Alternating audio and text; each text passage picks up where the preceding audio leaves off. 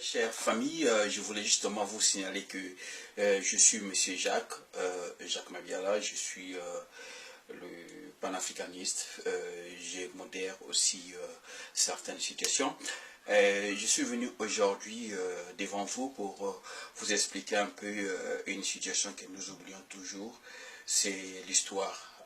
L'histoire, c'est très important parce que je pense que les Congolais en général pensent que le Congo a commencé en 1960. Et dans les écoles, partout où nous sommes passés, on nous a toujours appris notre histoire après l'indépendance, donc 1960. Mais malheureusement, un peuple qui ne connaît pas, ils ne connaissent pas son histoire, c'est un peuple aveugle. Voilà pourquoi aujourd'hui nous sommes butés sur un certain nombre de choses, qu'on n'arrive pas à évoluer, qu'on n'arrive pas à mettre face qu'on n'arrive pas à avoir une solution durable pour nos problèmes. Parce que quand je pense bien que nous on a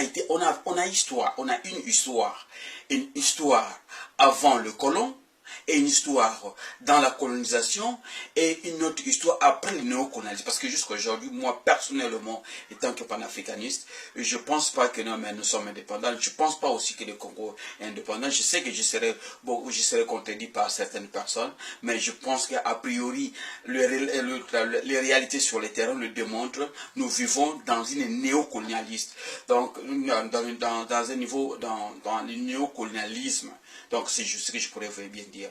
Parce que quand je vois l'histoire d'un révolutionnaire que moi j'appelle Mathieu Grenard André, c'est quelqu'un qui est né en 17 janvier 1899, que les Congolais ne connaissent seulement de nom. Ils ne savent pas qui était ce monsieur-là, qu'est-ce qu'il a fait. Et aujourd'hui, il n'a pas des adeptes. Les gens ne comprennent pas pourquoi cette histoire est bannie. On voit seulement que la réalité du 13, 14, 15 août, on voit seulement l'indépendance, mais on ne voit pas avant l'indépendance. C'est une histoire. Nous avons une histoire. Il faudrait que nous qui sommes là, nous qui vivons aujourd'hui, nous les intellectuels, soi-disant les intellectuels, parce qu'on a été formés dans les écoles des colons et on n'arrive pas à comprendre, et c'est une réalité de l'Occident qui ne flash pas et qui ne réalise, qui ne voit pas, qui ne rentre pas en compatibilité avec notre réalité ou notre culture. Voilà pourquoi aujourd'hui nous sommes butés dans des situations comme on appelle le fameux mot l'alternance, la démocratie, tout un tas de choses qu'on nous raconte qui ne reflètent même pas de nous et on ne sait même pas quoi. Donc on a une histoire. Nous avons par exemple le royaume Téké qui a existé. Comment le royaume Téké a été dirigé? Personne ne peut venir nous dire comment le royaume Téké a été dirigé.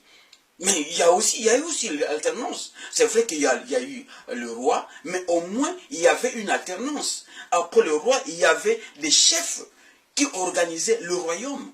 Et c'est cette manière-là d'organiser le royaume. Pourquoi nous, les Africains, on n'arrive pas à répartir dans nos histoires, prendre ce que les aïeux ont pu réaliser? Non, on a banni tout directement, on s'élance. Non, c'est la démocratie. Et aujourd'hui, nous vivons dans une démocratie qui ne reflète pas. Regarde, ceux qui nous ont amené à la démocratie, ils ont combien de partis dans leur pays? Quand tu vas en France, il y a 2 partis. Quand tu vas aux USA, il y a 2 partis. Et quand tu vas partout, il y a 2 partis. Mais chez nous, il y a combien de partis? Donc, vous voyez cette nuance-là?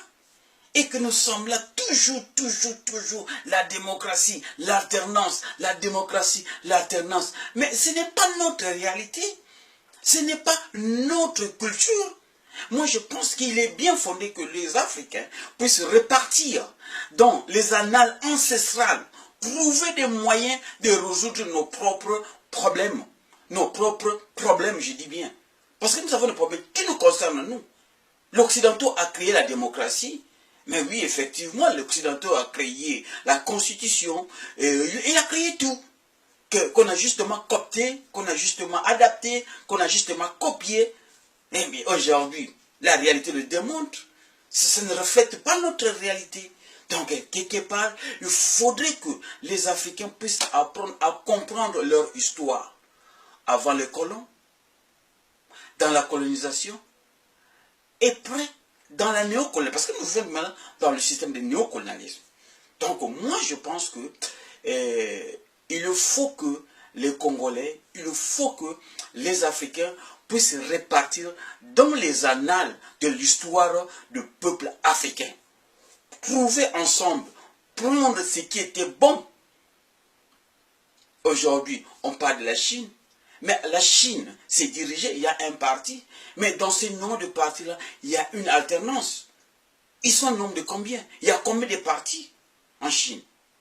C'est vrai. Vous allez me dire que non, mais on ne veut pas la démocratie. Mais oui, à nos ancêtres, dans notre époque, on n'avait qu'un seul chef. Un chef qui aimait son peuple, et un chef qui aimait son royaume, et un chef qui aimait son village. C'est ça.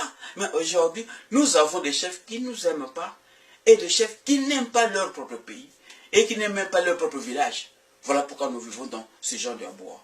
On voit ce qui se passe en Côte d'Ivoire, on voit ce qui se passe partout au Congo-Brazzaville, on voit RDC, on voit au Gabon. Et c'est des copies-collées, ça ne marche pas. Il faudrait que les Africains noirs puissent comprendre que ce n'est pas la démocratie qui va amener la paix en Afrique.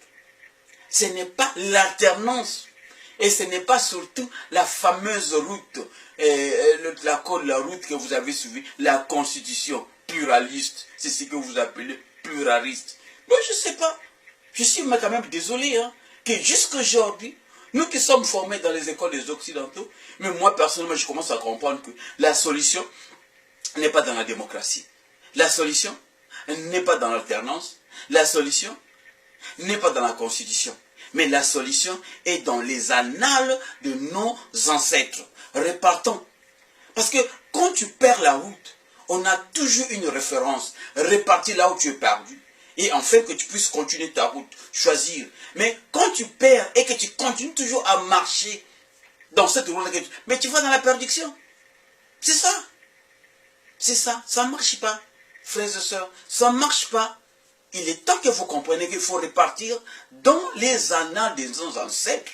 Comment nos ancêtres ont pu réaliser des efforts à maintenir des grands royaumes, comme le royaume Téké, comme le royaume Luango, comme le royaume Congo. Il y a beaucoup de grands royaumes, le royaume Luba, il y a eu de grands royaumes. Comment ils ont pu diriger ça? Et il n'y avait pas de la guerre, il n'y avait pas des antécédents entre eux, le peuple. Il y avait la coordination. Il y avait ce qu'on appelle le socialisme. Mais l'Africain a été socialiste dès le départ de nos ancêtres. Il n'y avait pas des hôtels.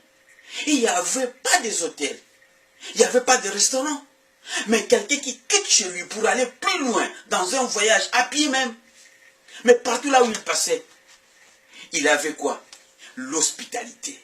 Le peuple, ceux qui rencontrent, ils ne se connaissaient pas. Il savait qu'ils se présentent dans un village. Il dit tout simplement que je viens de telle place, juste en des parties telle place. Il y avait la nourriture, il y avait le lit, il y avait de l'eau. C'est ça le social. Qu'est-ce que vous allez chercher encore chez le blanc? On est social, nous.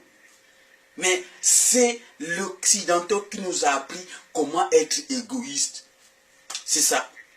Être égoïste. C'est ça. Égoïste. Nous vivons dans le système d'égoïsme. Merci beaucoup.